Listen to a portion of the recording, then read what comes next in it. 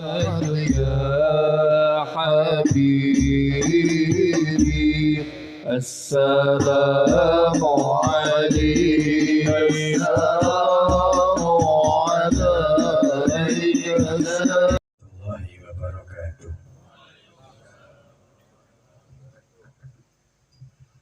Alhamdulillah, alhamdulillah rabbil alamin. Allahumma salli salatan kamilatan wa sallim salaman tamman ala sayyidina wa maulana Muhammad. Salatan tuktabu biha sudur wa tushrahu biha sudur wa talunu biha jami'ul umur birahmatin minka ya aziz ya ghafur. Alhamdulillah, segala puji syukur mari kita haturkan kehadirat Allah Subhanahu wa Ta'ala, Zat yang Maha Pengasih yang tiada pernah pilih kasih. Allah Subhanahu wa Ta'ala Zat yang Maha Pemurah yang jauh dari sifat amarah. Allah Subhanahu wa Ta'ala Zat yang Maha Penyayang yang karunia-Nya tiada pernah terbilang dan perbendaharaannya tiada pernah berkurang. Salawat serta salam mari kita haturkan kepada junjungan kita Nabi besar Muhammad sallallahu alaihi wasallam, Nabi sang pemimpin umat, Nabi sang penebar rahmat, Nabi sang pemberi syafaat sampai kelak di hari kiamat. Allahumma shalli wa sallim wa barik alaih. Hadirin hadirat yang dirahmati Allah Subhanahu wa Ta'ala, alhamdulillah pada malam hari ini kita diberi izin oleh Allah Subhanahu wa Ta'ala untuk dapat berkumpul bersama menyebut nama-namanya Allah Subhanahu wa Ta'ala yang maha suci. Kita diberi taufik oleh Allah Subhanahu wa Ta'ala untuk bersama-sama bermunajat, berdoa, mengangkat tangan kita ke hadapan Allah Subhanahu wa Ta'ala, yang mana dikatakan man ruziqad du'a lam yuhramil ijabah. Barang siapa yang diberi taufik oleh Allah Subhanahu wa Ta'ala untuk bisa mengangkat tangannya untuk berdoa kepada Allah, untuk meminta kepada Allah Subhanahu wa Ta'ala, berarti itu satu tanda bahwa dia akan dibukakan pintu ijabah oleh Allah Subhanahu wa Ta'ala. Semoga doa-doa kita semua dikabulkan oleh Allah Subhanahu wa Ta'ala. Hajat-hajat kita dikabulkan semua oleh Allah Subhanahu wa Ta'ala, hajat duniawi maupun hajat ukhrawi. Amin Allahumma amin. Ini biasanya selesai jam berapa? Saya tadi diprank sama Mas Eko. Mas, biasa selesai jam berapa? Jam 10 selesai, setelah itu makan-makan, jam 11 pulang. Berarti ini kan harusnya jam makan-makan gitu. Mas Eko tidak apa-apa, sak rampungnya gitu. Ya belum tentu setahun sekali ya Bib ya. Alhamdulillah. Hadirin yang dirahmati Allah Subhanahu wa Ta'ala, alhamdulillah kita saat ini tengah berada di bulan Rajab. Okay? Bulan yang dikatakan syahrullah, bulan yang mana diagungkan oleh Allah Subhanahu wa Ta'ala. Rajab, ada ulama yang mana mengatakan Ra itu adalah rahmatullah, Jim itu adalah jurmul abdi, Ba itu adalah birrullah. Rajab, di bulan ini Allah Subhanahu wa Ta'ala mencurahkan rahmatnya dengan derasnya, dengan memberikan pengampunan dosa bagi siapa-siapa yang berdosa, sebesar apapun itu dosanya, sebanyak apapun itu dosanya, akan diampunkan oleh Allah Subhanahu wa Ta'ala sebagai wujud kebaikan yang diberikan oleh Allah Subhanahu wa Ta'ala di bulan Rajab ini. Bagi siapa? Bagi siapa yang berusaha untuk mendapatkan ampunan Allah Subhanahu wa Ta'ala. Mudah-mudahan kita termasuk orang yang mendapat ampunan Allah Subhanahu wa Ta'ala. Oleh karenanya kita dianjurkan oleh para ulama, oleh para kiai-kiai kita, oleh para salaf-salaf kita di bulan Rajab ini untuk memperbanyak amalan-amalan yang mengundang datangnya ampunan Allah Subhanahu wa Ta'ala.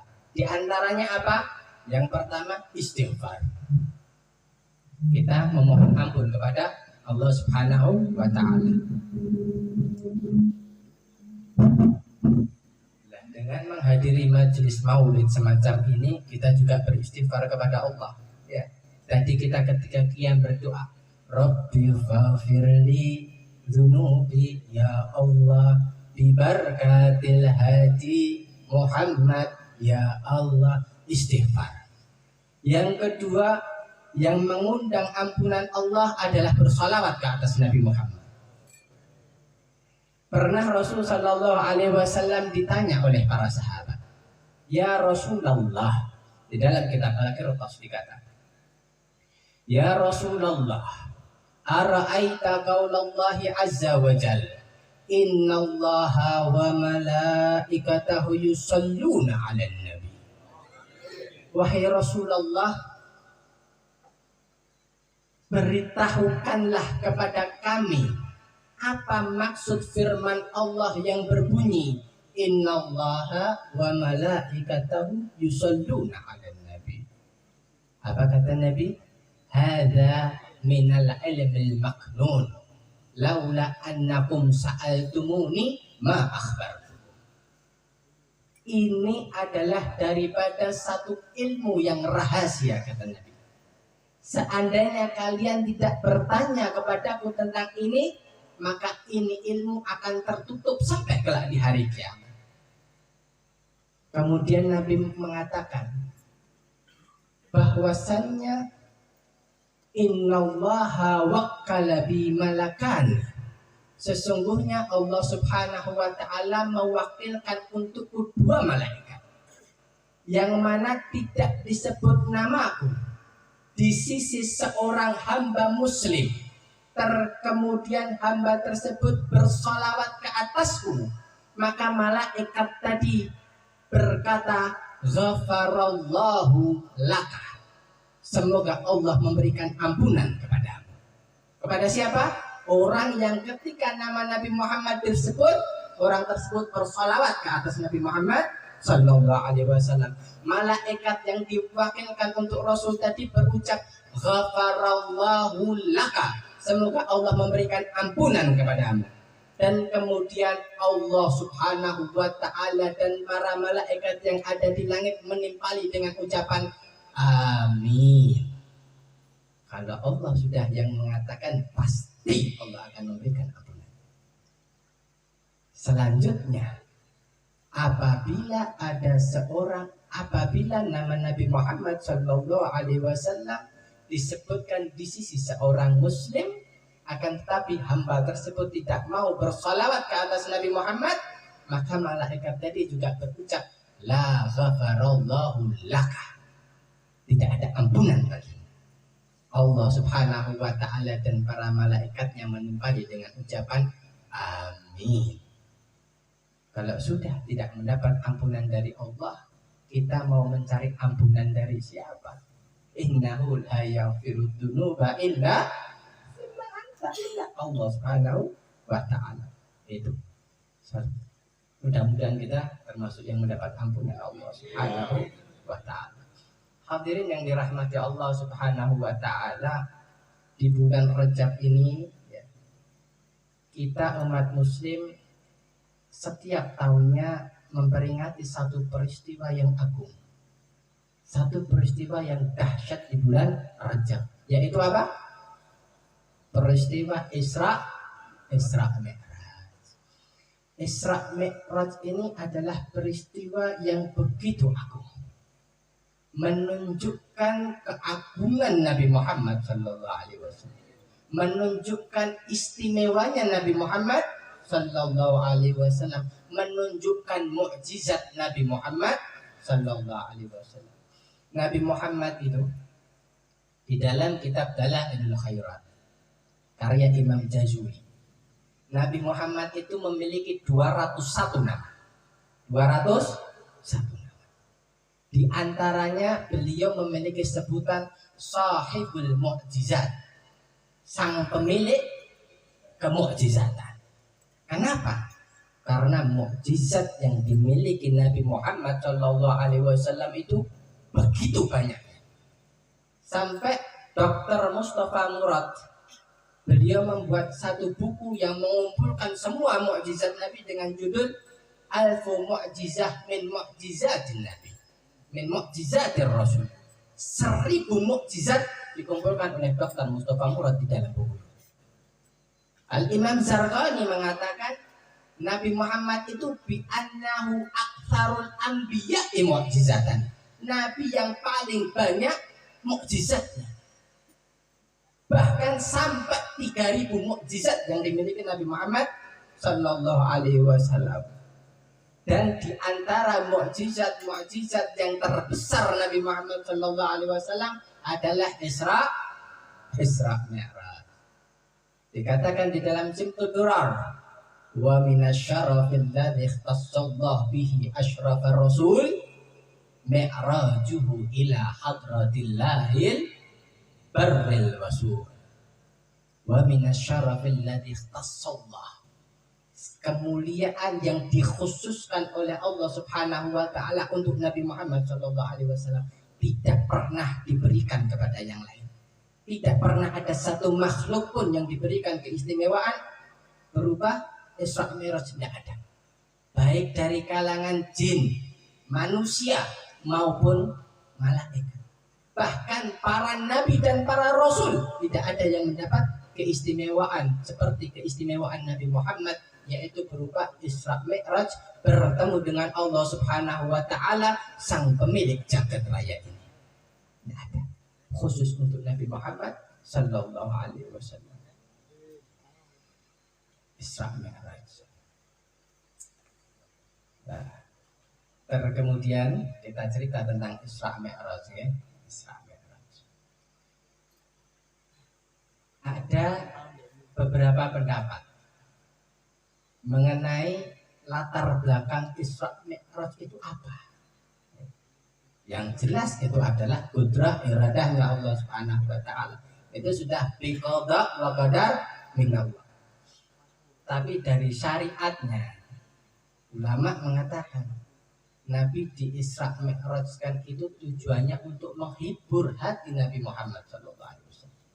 Karena di tahun itu adalah disebut Amul Husni, tahun-tahun kesedihan.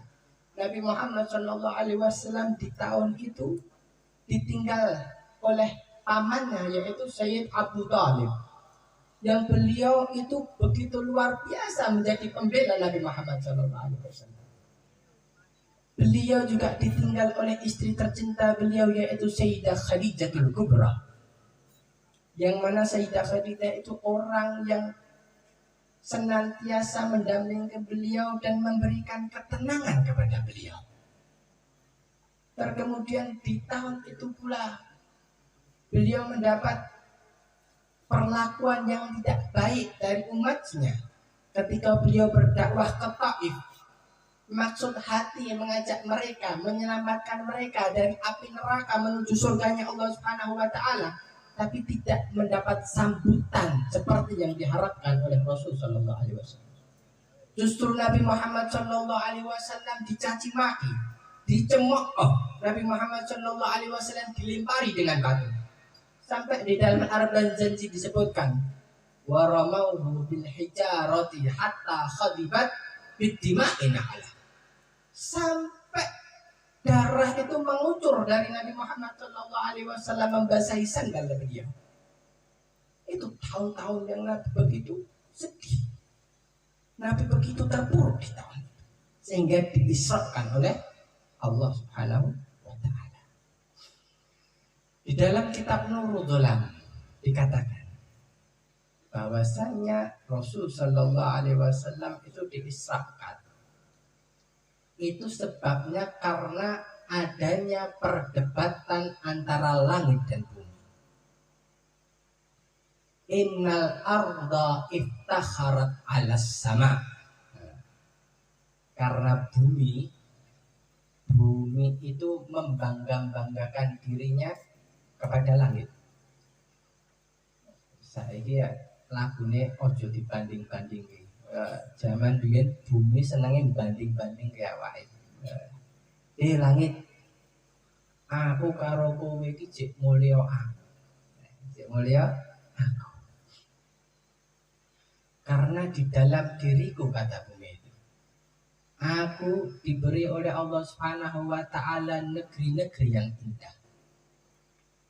Aku memiliki lautan yang luas. Aku memiliki gunung-gunung. Aku memiliki pepohonan. Aku memiliki aneka macam hewan yang beraneka ragam. Si langit tidak terima. Allah koyong menutup. Aku, kata si langit, aku memiliki matahari. Aku memiliki rembulan. Aku memiliki bintang-bintang. Aku memiliki planet tata surya. Aku memiliki arsh. Aku memiliki kursi, kata langit.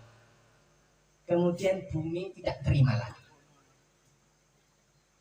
Hai langit, aku memiliki Ka'bah yang mana didatangi oleh kaum yang beriman, didatangi para nabi, didatangi para rasul, yang mana mereka semua mengelilingi Ka'bah di atas muka bumi. Si langit tidak terima. Aku di langit juga memiliki yang namanya Baitul Ma'mur. Baitul Ma'mur itu masjid yang ada di langit, yang letaknya katanya itu sejajar dengan Ka'bah yang ada di bumi. Kalau ditarik ke atas itu Baitul Ma'mur, yang mana itu setiap harinya 70.000 malaikat masuk ke dalamnya dan bersujud kepada Allah Subhanahu wa Ta'ala. Bergonta-ganti, silih berganti, tiap hari 70.000 masuk malaikat bersujud di Baitul Ma'mur. Bumi tidak terima lagi. Ora iso. Ijek tetap mulia. Nabi Muhammad Sallallahu Alaihi Wasallam, Nabi yang paling dicintai Allah, semulia-mulia makhluknya Allah, seutama-utamanya ciptaan Allah Subhanahu wa Ta'ala, bertempat tinggal di padaku, bertempat tinggal di bumi dan menjalankan syariatnya di atas langit. Terdiam 1000 bahasa. Lakop ora iso semaur. Akhirnya si langit bilang kepada Allah, ya Allah, Engkau maha mengabulkan doa orang yang tak berdaya. Engkau maha mengabulkan doa hambamu yang tak berdaya. Aku saat ini tidak berdaya menjawab ucapan daripada bumi. Oleh karenanya ya Rabb, angkatlah nabimu, kekasihmu Muhammad Sallallahu Alaihi Wasallam ke atasku, sehingga aku bisa merasakan kemuliaan seperti yang dimiliki oleh bumi. Kemudian doa langit ini diijabah oleh Allah Subhanahu wa Ta'ala.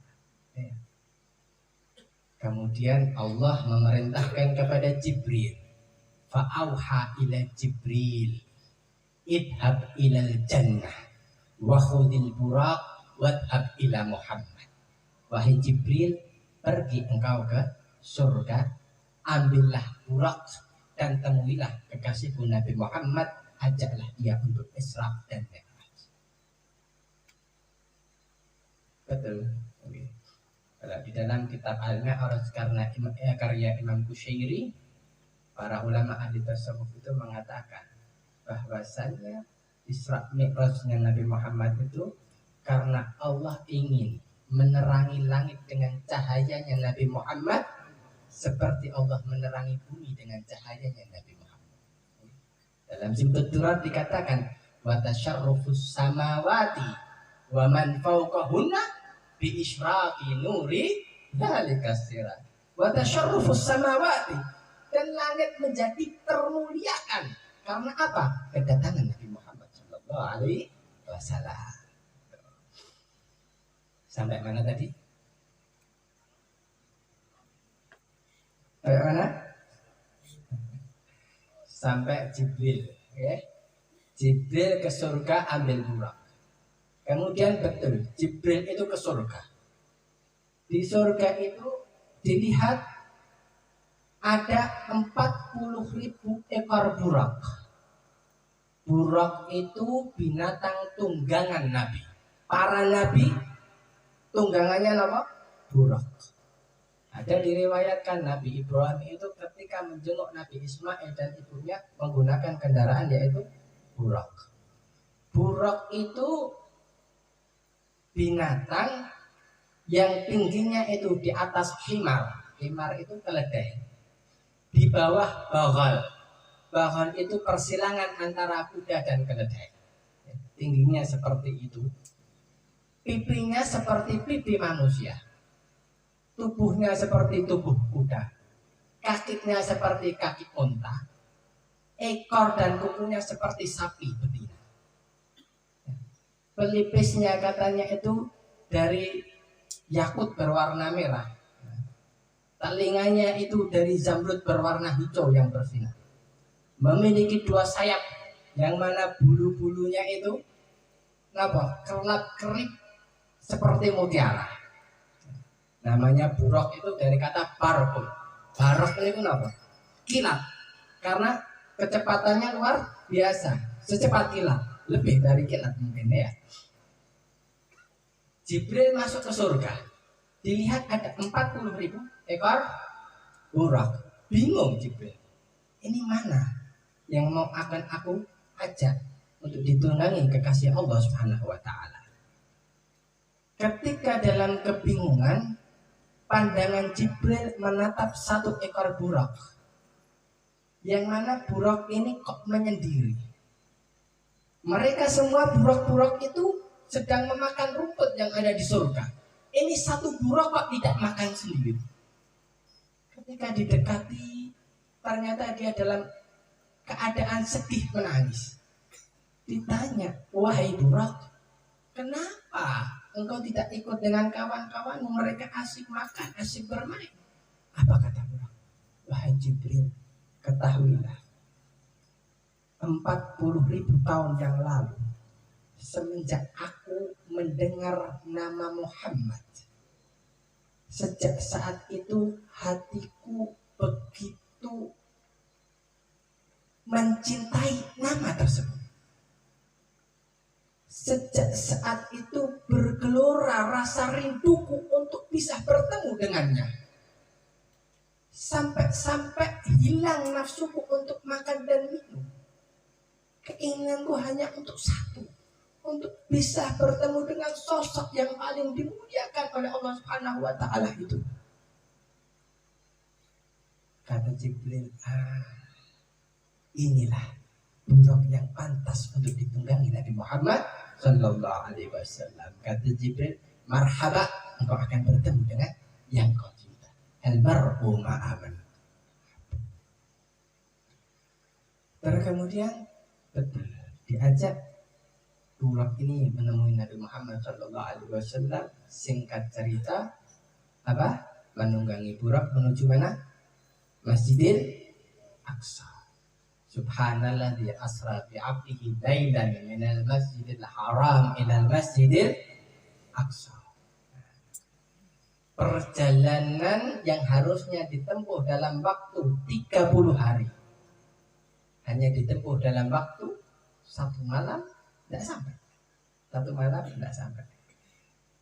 Nah, ini juga ada satu ilmu ya. Sebelum kita masuk jauh, ada satu ilmu.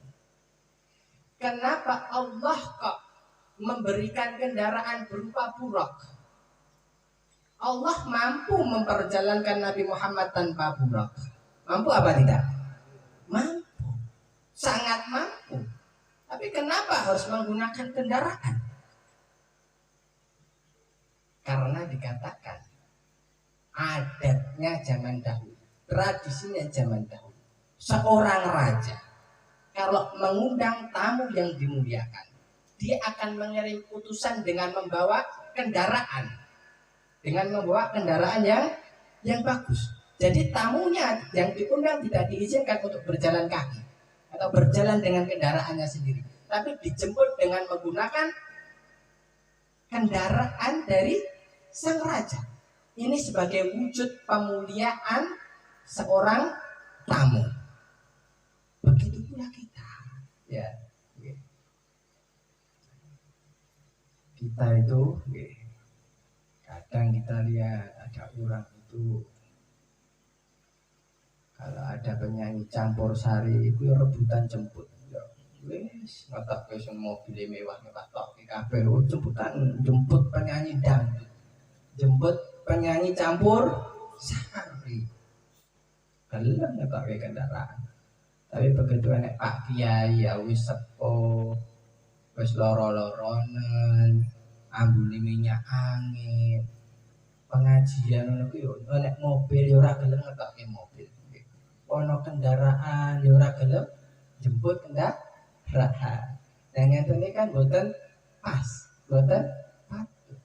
Padahal Allah mengajarkan loh menjemput nabi. Dan kita itu memperlakukan pewaris-pewaris nabi itu seperti apa? Apakah kita lebih menghormati penyanyi dangdut daripada pewaris nabinya? Lebih menghormati penyanyi-penyanyi campur sari daripada pewaris nabinya? Nah itu keadaan zaman sekarang semacam itu. Kenapa enggak? Kita dan mereka buatan ada. Itu pelajaran, satu pelajaran pulau. Kemudian sampai di Masjidil Aqsa. Di Masjidil Aqsa Rasul sudah ditunggu oleh arwah para nabi dan para rasul. Di situ Nabi Shallallahu Alaihi Wasallam menjadi imam.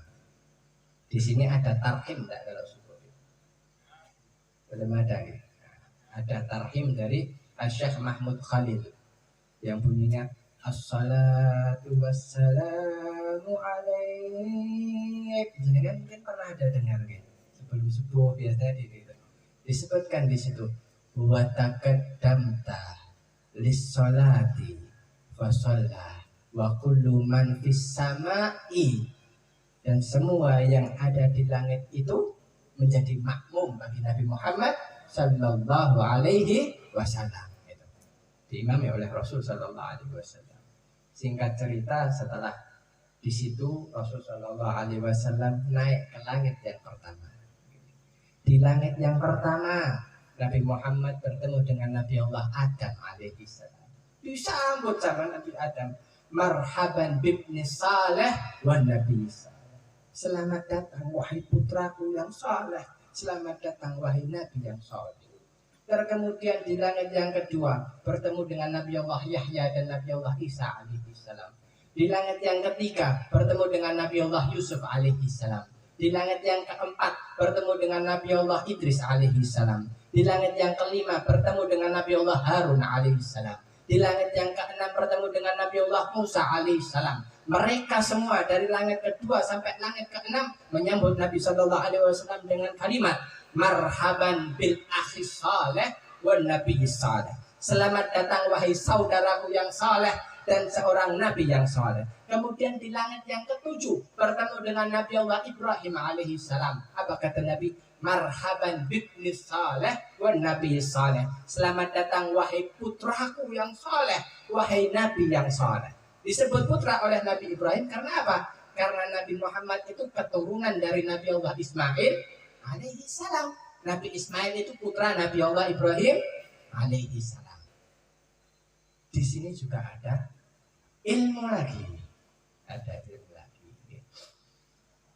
Nabi Muhammad itu berarti sosok Nabi yang bisa membanggakan kakek-kakek. Membanggakan kakek-kakek. Nabi bukan sosok yang mengaku dirinya soleh. Tidak.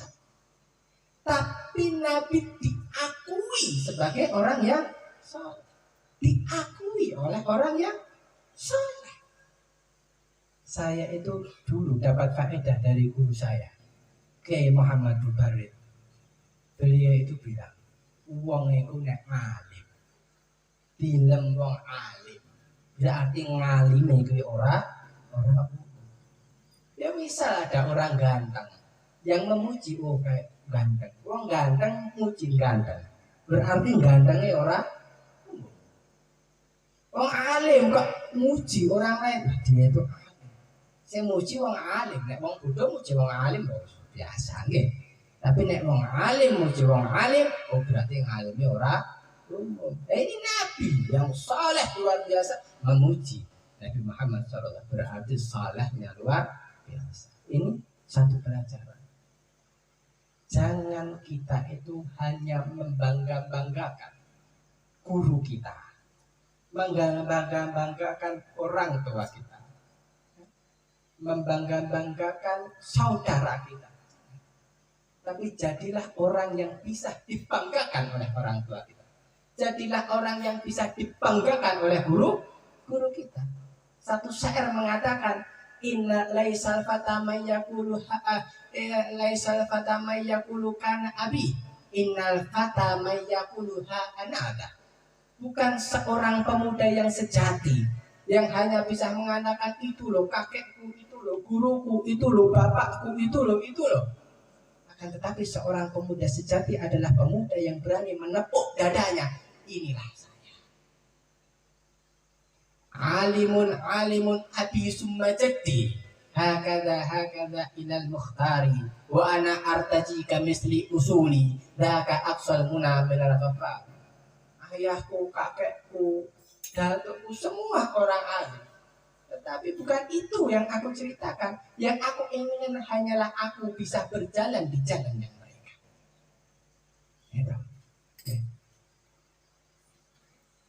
Jangan membanggakan. Saya pernah membaca di dalam serat itu karangannya seorang bujang Jawa. Karanganipun Raden Ngabei Yosodipuro yang kedua di dalam serat Wicara Keras itu satu sindiran yang satir. Sindiran satir itu tajam ya, napuk bahasa dikatakan kurang lebih seperti ini. Ngaku tedak Brawijaya. Banyak orang mengaku turunannya Brawijaya, kata beliau. Tapi kok ora sekti katanya. Kudune kowe ngaku putune Brawijaya, kudune sekti. Ngaku anake ulama, ngaku anake ulama, tapi kok ra iso ngaji. Ngaku anake santri, tapi maca kulhu kok ora iso. Ngaku anake kaum niku mudin nggih basane niki. Tapi kok ora iso ndonga. Anake mudin kudu ya iso ndonga. Ngaku anake pandita. Pandita mungkin kalau sekarang bahasanya itu kaum sufi yang hidupnya hanya beribadah kepada Allah Subhanahu wa taala. Ngaku anake pandita tapi kok ora tau sesirih. Artinya kok ora betah prihatin, kok ora betah luwe. Nah, pasukan ora betah luwe kok ngaku anake pendeta. Nggih. Nah itu beliau mengkritik di zamannya banyak orang-orang yang mengaku semacam itu. Ya. Nah karenanya paling selamat ya kita itu diam saja. Nggih. Pernah dua anak mbah-mbah dhewe wong gede, malah mending meneng wae. Ya. Kok isin kalau kita tidak sesuai dengan kakek-kakek kita tidak sesuai dengan guru-guru kita. Orang zaman dulu kan luar biasa. Prihatinnya itu luar biasa, tirakatnya itu kuatnya luar biasa. Mereka tidak mengaku, tapi mereka berusaha bagaimana diakui. Seperti ceritanya Kiai Mbah Manap. Mbah Manap itu Kiai Abdul Karim Nirboyo, pendiri pesantren Nirboyo, Kediri sana. Beliau itu pernah mengatakan, "Dongakno aku, ojo mati sadurunge iso poso 9 tahun kaya Mbah Khalil." Kiai Khalil Bangkalan itu guru daripada Kiai Abdul Karim atau Mbah Manap. Dongakno aku ojo mati sadurunge iso poso 9 tahun kaya Mbah Khalil. Dongakno aku diakui santrine Mbah Khalil. Mereka takut, padahal amalnya luar biasa. Takut kalau tidak diakui sebagai murid daripada gurunya. masih seperti itu, tilakatnya luar biasa, ibadahnya luar biasa, zikirnya luar biasa, tapi masih semacam itu. Tidak seperti kita. Nggih. Guru kuwe, bapak kuwas, mbah kuwas. Itu makanya kesini kita itu apa? Sudah krisis orang-orang besar ya. Orangnya ya kaya begitu karena kita tidak memiliki semangat seperti semangat mereka, tirakat seperti tirakat mereka sudah tidak kita ini. Okay. Sampun, kemudian sampai pundi waktu sampai roti. Nabi Ibrahim ya. Ketemu Nabi Allah Ibrahim alaihissalam, lanjut kemudian ke Sidratil Muntaha. Sidratil Muntaha, misi sama Jibril alaihissalam. Dan kemudian setelah itu malaikat Jibril alaihissalam terhenti, stop, mandek, tidak bisa melanjutkan perjalanan. Ditanya oleh Rasulullah sallallahu alaihi wasallam, wahai Jibril, kenapa engkau tidak menemaniku lagi? Kata Jibril, hadza maqami, ini adalah batasku ya Rasulullah. Lau jawastuhu la ahraqani nur. Jika aku melangkah satu langkah saja, maka aku akan terbakar ya Rasulullah.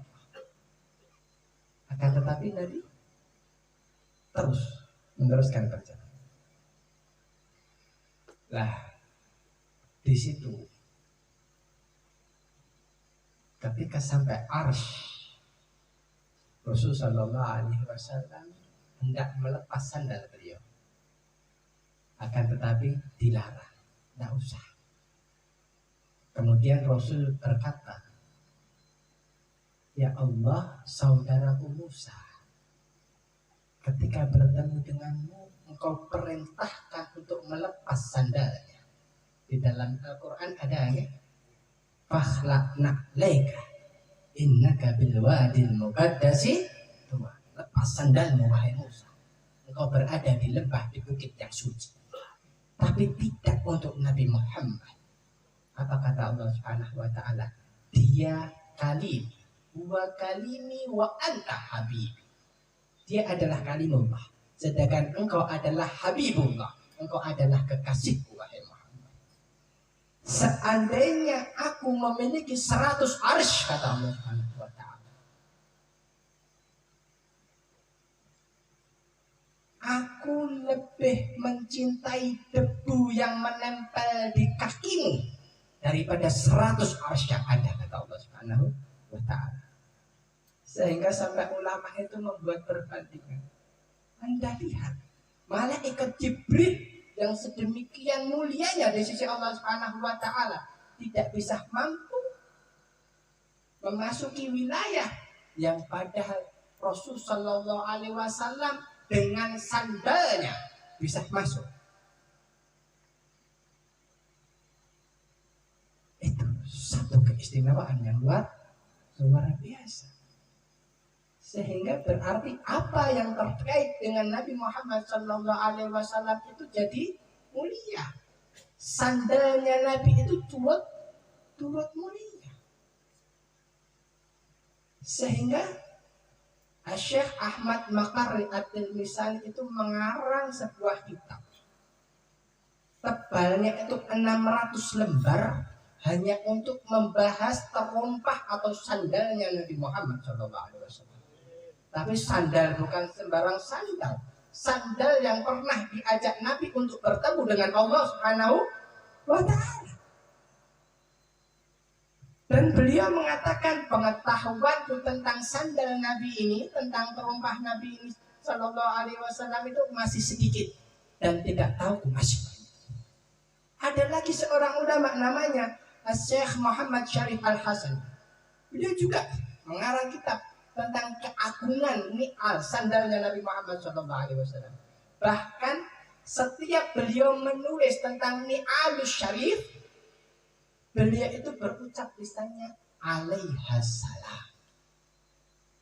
Alaiha sebagai wujud takdim penghormatan terhadap sandalnya Nabi Muhammad, bukan nabinya, baru sandalnya Nabi Muhammad sallallahu alaihi wasallam. luar biasa. Sampai beliau mengubah 1000 bait syair khusus untuk menerangkan keagungan sandalnya Nabi Muhammad SAW. Anda bisa dapati di dunia ini manusia yang sandalnya saja ditulis sampai 600 lembar, dibikin sampai berbuku-buku, tidak ada. Hanya Nabi Muhammad SAW. Al-Imam Qastalah di dalam kitab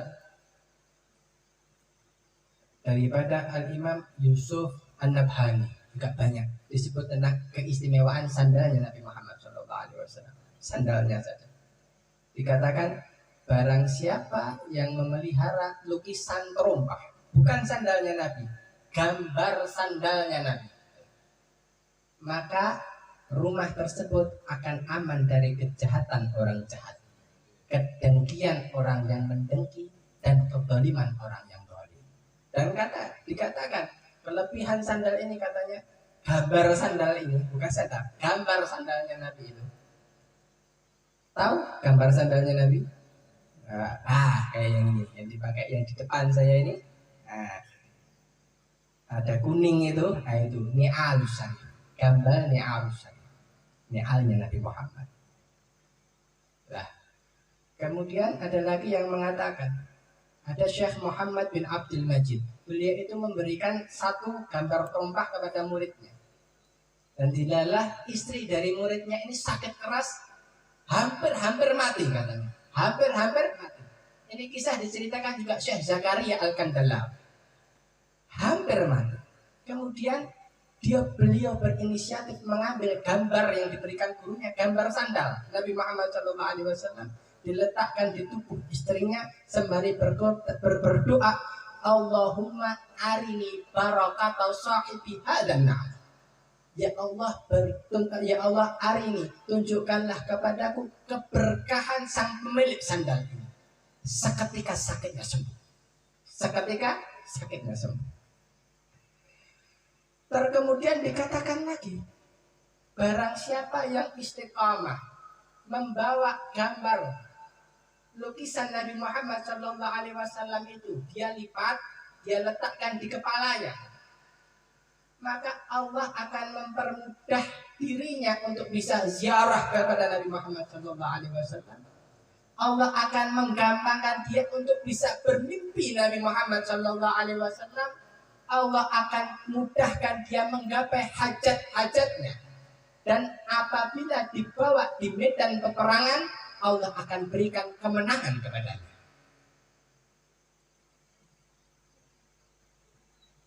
Di Indonesia, perang yang paling lama itu di wilayah mana? Ada yang tahu? Dulu di zaman penjajahan, paling lama bahkan di dunia, termasuk yang lama itu Aceh. Di Aceh itu perang sampai 31 tahun. Tidak bisa Belanda itu dengan mudah menaklukkan orang Aceh, tidak bisa. Karena apa? Ulamanya luar biasa. Lah di Aceh itu ada seorang tokoh namanya Tengku Cik Ditiro. Pernah dengar nggih? Saya pernah membaca di bukunya Sunan Burgonnya. Seorang orientalis. Judulnya itu Aceh di Mata Kolonialis. Di akhir-akhir lampiran itu ada gambarnya sandalnya Nabi Muhammad SAW. Keterangannya apa? Azimat Tengku Cik Ditiro. Jimat yang dibawa Tengku Cik Ditiro adalah gambar sandalnya Nabi Muhammad SAW, yang mungkin jadi penyebab Aceh susah untuk ditaklukkan. Dan memang komentarnya Sunan Burgonnya itu, Cik Ditiro itu kalau dimintai orang-orang doa wala apa itu dikasih stempel gambar Nabi Muhammad. Dikasih. Terangannya semacam itu. Gambarnya sandal Nabi Muhammad SAW. Nah makanya jangan heran, kita tradisi di Ahlus Sunnah wal Jamaah itu ijik gelem ngrumat sandal. Sandal Kiai Ditoto, itu ada sanadnya, betul. Itu diajarkan dari guru ke guru, dari guru ke guru sampai tabi'in sampai tabi'in. Kiai Hamid Jazuri jenengan tepang Gusmi Kediri. Jenengan baca di manaqibnya, manaqib beliau. Ketika beliau mondok di mana? Watu Congol. Khidmat kepada Mbah Dalhar. Apa yang beliau istiqomahkan? Menata sandalnya Kiai Dalhar. Dibersihkan, disiapkan, mau dipakai mau ke masjid. Keluar masjid disiapkan. Sandal. Kenapa kok sandal? Al-Habib Zain bin Ibrahim bin Smith mengatakan bahwasannya seafdal-afdalnya tabarrukan bil wali itu adalah sandalnya, kata Habib Zain. Kenapa? Li'annahuma yahmilani jathah kullaha. Karena sandal itu menopang seluruh jasad yang wali. Kalau pakaian mungkin ini tak atas, kopiah cuman kepala, tapi sandal itu menopang seluruh tubuh. Dan itu seafdal-afdalnya kita bertabarukan dengan wali. Itu Gusmi. Kemudian ada di Jawa Timur itu namanya Kiai Mukhtar Syafaat, Blok Agung Banyuwangi. Beliau itu kondang wali min auliya. Beliau itu mendapat julukan Ghazalinya Tanah Jawa. Ghazalinya Tanah Jawa. Beliau ini satu ketika mendapat undangan pertemuan dengan para ulama di Jawa Timur sana. Dilalah Kiai Mukhtar Syafaat itu datangnya terakhir. Keri. Di situ beliau mau masuk itu undangan ratusan, sandal berserakan. Ya. Ketika beliau Kiai Mukhtar Syafaat datang, mata beliau itu tertuju kepada satu sandal. Sandalnya ternyata sandalnya Kiai Hamid Pasuruan. Dan Kiai Mukhtar Syafaat tahu dari mana itu sandalnya Kiai Hamid. Orang beliau datangnya terakhir dan sandal sudah sebegitu banyaknya. Beliau ambil itu sandal Kiai Hamid, diletakkan di depan pintu, disiapkan ketika orang keluar bisa langsung memakai. Ya. Posisinya berarti ke arah luar ya, bukan ke dalam. Ya. Ketika beliau menempatkan sandal itu diposisikan yang tepat, sandal itu berbalik arah lagi. Tiba-tiba berbalik arah. Beliau balik lagi. Beliau berdiri, itu sandal balik lagi. Sampai ketiga kalinya seperti itu. Beliau balik, disiapkan, ditepak lagi. Sandal itu balik lagi. Begitu beliau mau mengambil lagi, dikembalikan, lari Kiai Hamid. Lari Kiai Hamid. Kemudian dirangkul pundak Kiai Mukhtar. Beliau berkata, ampun wonten Nyai, ampun wonten. Itu Kiai Hamid Rasulullah. Yang dicari apa? Sandal. Hormat dengan sandalnya sang wali siapa? Kiai Hamid Rasulullah. Yang katanya kewalian Kiai Hamid itu masyhur, mutlak, tidak diragukan. Ya, itu. Sandal. Sampai sandal nih kok. Sandal kok tuwong bener. Itu sandal. Nah, kemudian ada juga satu pelajaran dari sandal. Pelajaran dari sandal. Satu kalimat yang berbunyi kunna la takun akla. Mencatat mengapa lagi? Kunna la takun akla. Jadilah engkau sandal, maka engkau akan memiliki kedudukan yang tinggi di sisi Allah. Kok iso? Kok iso? Iya. Jenengan tahu sandal itu fungsinya apa? Hah? Kita pakai sandal itu biar telapak kaki kita itu terlindungi dari kerikil, dari duri, dari paku. Ya betul. Itu fungsi utama sandal, untuk melindungi. Jadilah engkau naklah, jadilah engkau sandal, jadilah engkau pelindung. Pelindung siapa? Jadilah engkau pelindung Nabi Muhammad SAW. Jadilah engkau pelindung para aulia, jadilah engkau pelindung para ulama, jadilah engkau pelindung para kiai. Maka engkau akan memiliki kedudukan yang tinggi di sisi Allah Subhanahu wa Ta'ala. Man khadam gadam, siapa yang menjadi pelayan, dia akan menjadi orang yang terdepan. Dia betul. Iya.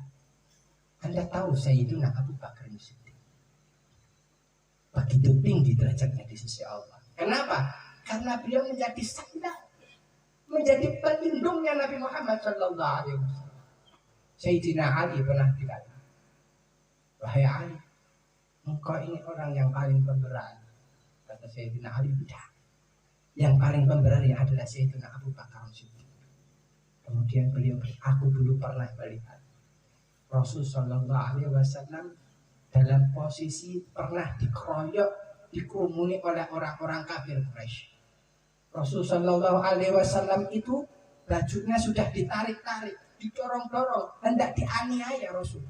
Kemudian lari datang Sayyidina Abu Bakar Siddiq menerobos itu gerombolan, kemudian melindungi Nabi Muhammad sembari berkata, apakah kalian akan membunuh orang yang mengatakan Rabbi Allah, Allah adalah Tuhanku? Kemudian mereka orang-orang kafir mengalihkan pandangannya dari Rasulullah SAW. Kemudian apa? Menggendong tubuh Sayyidina Abu Bakar Siddiq, dibawa ke satu tempat. Sayyidina Abu Bakar Siddiq dipukuli sampai Sayyidina Abu Bakar Siddiq itu berdarah-darah, sampai Sayyidina Abu Bakar Siddiq ini tidak sadarkan diri. Kemudian lewat saudara Sayyidina Abu Bakar Siddiq dari Bani Tamim itu menyelamatkan Sayyidina Abu Bakar Siddiq. Sampai hampir meninggal Sayyidina Abu Bakar Siddiq. Demi apa? Demi melindungi Rasulullah Sallallahu Alaihi Wasallam. Dan kemudian dibawa ke rumah Sayyidina Abu Bakar Siddiq, dirawat. Kemudian siuman Sayyidina Abu Bakar Siddiq sadar. Ketika sadar tidak dikasih minum sama keluarganya, Sayyidina Abu Bakar As-Siddiq apa yang dikatakan? Bagaimana keadaan Rasulullah?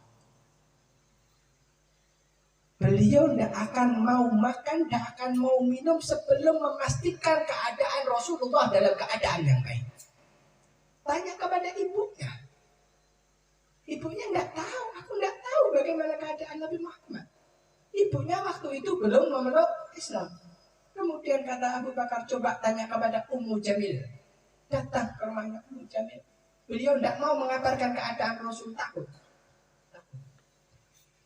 Kemudian kalau engkau memaksa ingin mengetahui kabar Nabi Muhammad, yuk aku antar ke sana. Sayyidina Abu Bakar As-Siddiq dipapah oleh ibunya menuju rumah Rasul Sallallahu Alaihi Wasallam. Mengetuk pintu Rasul Sallallahu Alaihi Wasallam dibuka. Kemudian keluar Rasul Sallallahu Alaihi Wasallam, ya. Sehingga ada itu kalimat dari Sayyidina Abu Bakar As-Siddiq yang luar biasa. Aku menjadi sembuh hanya karena mataku ini memandang kekasihku Muhammad Sallallahu Alaihi Wasallam. Syekh Abdul Qadir Al-Jailani di dalam Nasuhul Jailani mengatakan, Man ra'al habib tabalahu bala. Siapa yang melihat kekasihnya, maka ujian sakitnya akan seketika lenyap ketika berjumpa dengan kekasihnya. Kemudian ditanya oleh Rasulullah, wahai Abu Bakar, bagaimana keadaan? Aku tidak apa-apa ya Rasulullah, cuma luka sedikit, kata Sayyidina Abu Bakar As-Siddiq. Saat itu Sayyidina Abu Bakar As-Siddiq tidak minta apa-apa. Ya Rasul, doakan ini ibuku yang di sampingku agar memeluk agama Islam. Angkat tangan Rasul Sallallahu Alaihi Wasallam. Dan keluar ini ibunya tidak lama, sang ibu Sayyidina Abu Bakar As-Siddiq berucap kalimat La ilaha illallah Muhammadur Rasulullah. Dapat hidayah dari Allah Subhanahu wa ta'ala. Kunna la tentang kedudukan Sayyidina Abu Bakar As-Siddiq. Di dalam kitab Multaqatul Hikayah. Lanjut. Jam 1 ya Allah. Di dalam kitab Multaqatul Hikayah.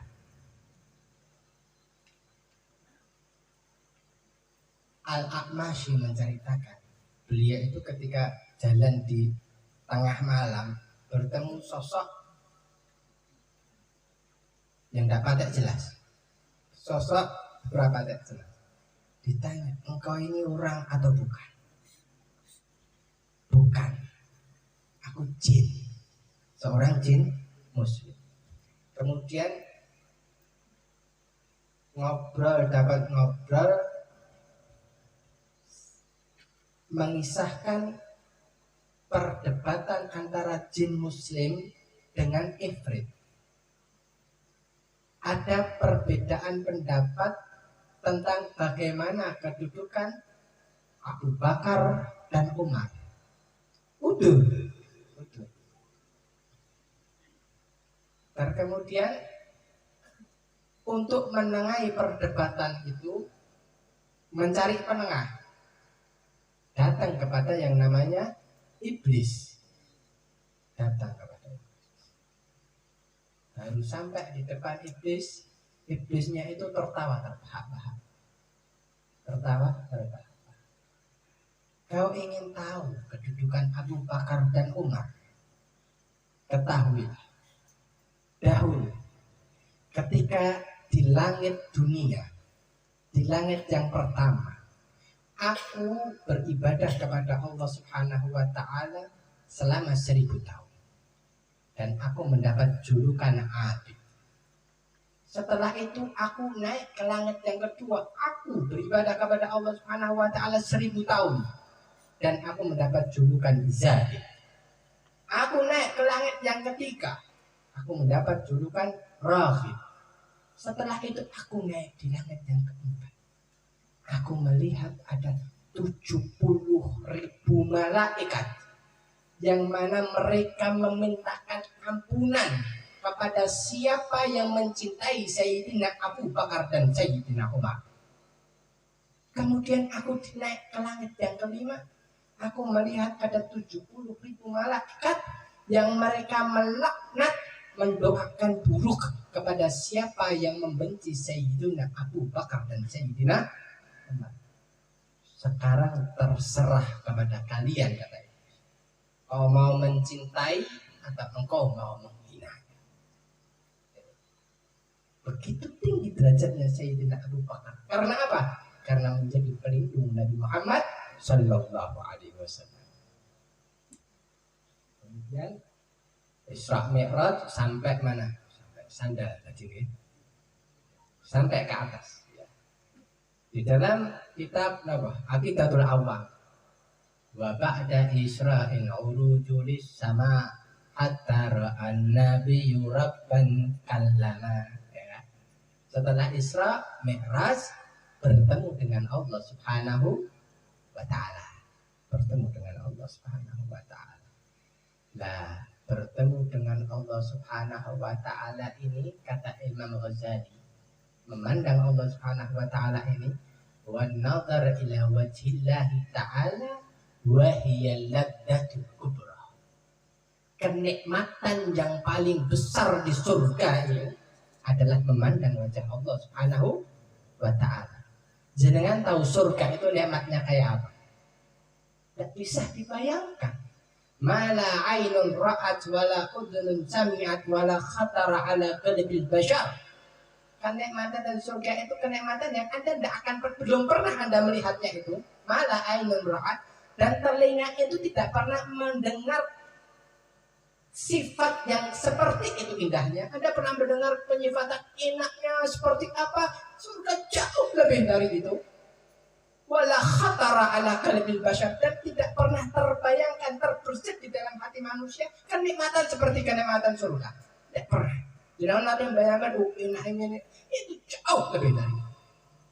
Dan bahkan dikatakan orang seandainya pernah hidup di dunia, dari dia lahir sampai dia mati tidak pernah bahagia, urip susah terus. Kemudian dia masukkan ke dalam surga sejenak saja, dia lupa bahwa dia selama hidupnya pernah merasakan kesusahan. Nah, ini surga. Begitu pula sebaliknya neraka. Seandainya jenengan lahir dari dunia senang terus atau susah, begitu dimasukkan ke dalam neraka seakan-akan Anda tidak pernah merasakan kebahagiaan sekejap pun ketika itu. Lali dengan kenikmatan yang pernah dia rasakan dulu. Itu surga semacam itu. Dan Nabi Muhammad SAW,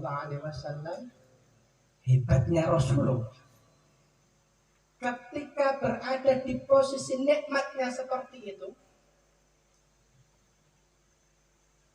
dikatakan Imam Ghazali, wahiyal ladzatul kubra allati yumsa fiha na'imu ahli jannah.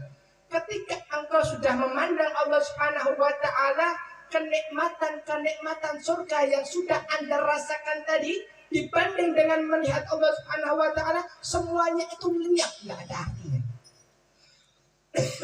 Hilang semua itu kenikmatan yang Anda rasakan di surga. Ketika Anda sudah melihat Allah, semua hilang.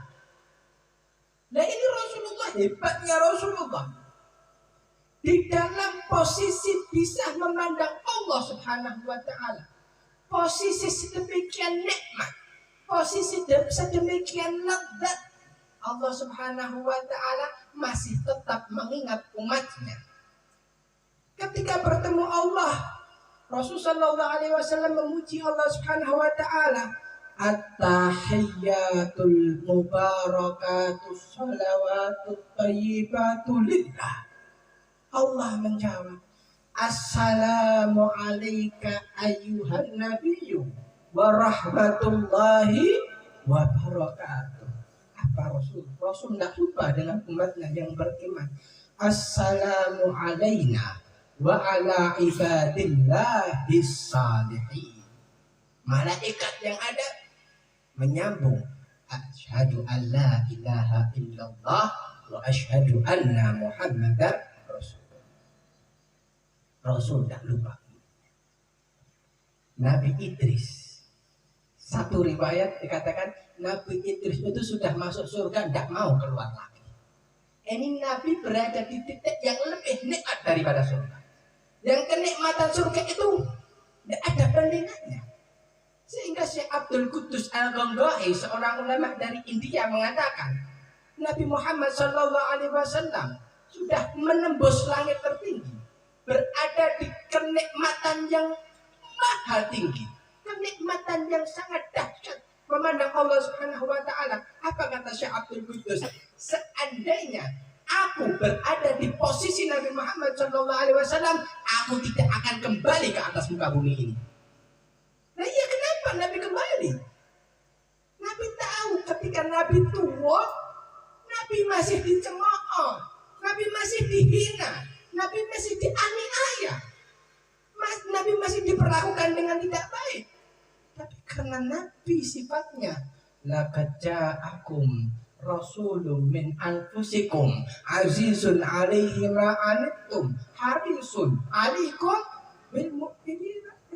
Nabi kepingin semua umatnya masuk ke surganya Allah Subhanahu wa taala. Tak peduli apa yang dilakukan umat kepadanya. Apa cemoohan yang terima Nabi Muhammad SAW. Perbuatan apapun yang menyakiti Nabi tidak diurus oleh Nabi SAW. Bagaimana caranya umat kenal kepada Allah? Bagaimana caranya umat selamat dari api neraka? Bagaimana caranya umat Nabi Muhammad semua masuk ke dalam surga? Ini hebatnya Rasulullah Sallallahu Alaihi Wasallam. Begitu besar kecintaan Nabi kepada kita umat Nabi Muhammad Sallallahu Alaihi Wasallam. Allahumma sholli wa sallim wa barik alaihi. At-tahiyyatul mubarakatus salawatut. Ada satu faedah. Syekh Ibrahim Al-Bajuri juga menyebutkannya, Syekh Nawawi Al-Bantani juga menceritakannya. At-tahiyat, ada ulama yang mengatakan tahiyat itu nama satu pohon yang ada di surga. Mubarakat itu nama burung yang hinggap di dahan tahiyat, pohon tahiyat. Thayyibat itu nama aliran sungai yang ada di surga. Ketika seorang muslim berucap at-tahiyyatul mubarakatus shalawatut thayyibatu lillah, itu burung yang hinggap di pohon itu terjun ke sungai yang ada di bawahnya, menenggelamkan dirinya, dan kemudian burung itu naik lagi. Dan setiap tetes dari tetesan yang ada di tubuh burung ini, Allah jadikan malaikat, yang mana malaikat itu memohonkan ampun bagi siapa yang berucap at-tahiyyatul mubarakatus shalawatut thayyibat. Mudah-mudahan kita termasuk yang mendapat ampunan Allah Subhanahu wa ta'ala. Hadirin hadirat yang dirahmati Allah Subhanahu wa ta'ala, saya kira cukup sekian, okay? Rampung-rampung itu kan sentolas, okay? Mudah-mudahan ada manfaatnya. Mudah-mudahan Allah tambah kecintaan kita kepada Nabi Muhammad SAW. Mudah-mudahan kita jadi umat yang bisa membanggakan Nabi Muhammad SAW. Mudah-mudahan kita bisa menjadi anak yang membanggakan orang-orang tua kita, menjadi anak yang bisa membanggakan guru-guru kita, bisa bertemu dengan Rasul Sallallahu Alaihi Wasallam dalam keadaan beliau ridha kepada kita fil firdausil a'la ma'an nabiyyin wasiddiqin wasuhada wassalihin wa hasuna ulaika rafiqa. Wassalamu alaikum warahmatullahi wabarakatuh. Wal afu minkum.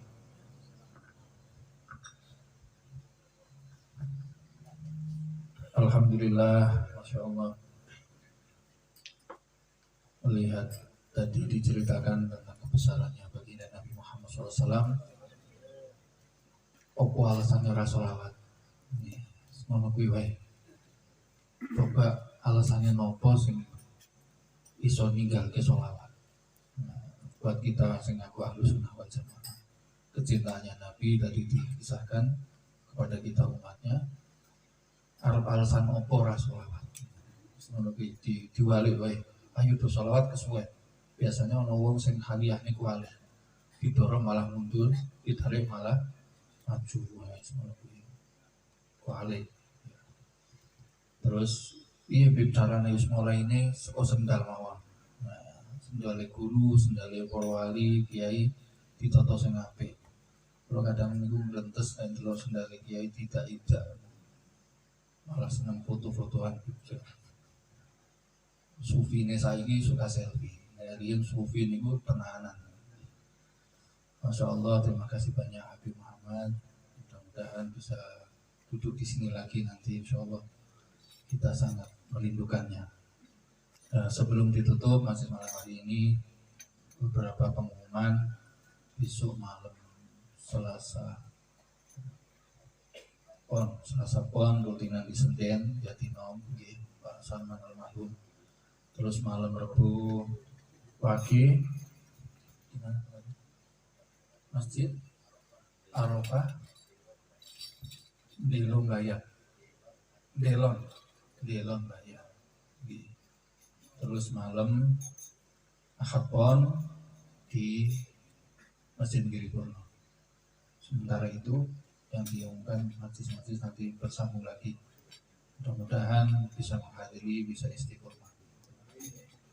Oh ya, malam Sabtu niki tamu dari jauh Boyolali tapi mepet Klaten, nyebrang aspal jadi naik Klaten.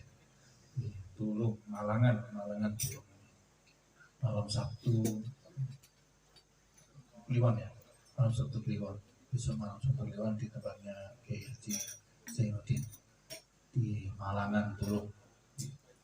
Itu saja, mudah-mudahan majlis ini kita mendapatkan keberkahan, manfaat yang besar, benar-benar merubah kita jadi orang yang lebih baik lagi. Amin Allahumma amin. Kita tutup dengan membaca tahmid. Alhamdulillah. Amin. Taqabbalallahu minkum.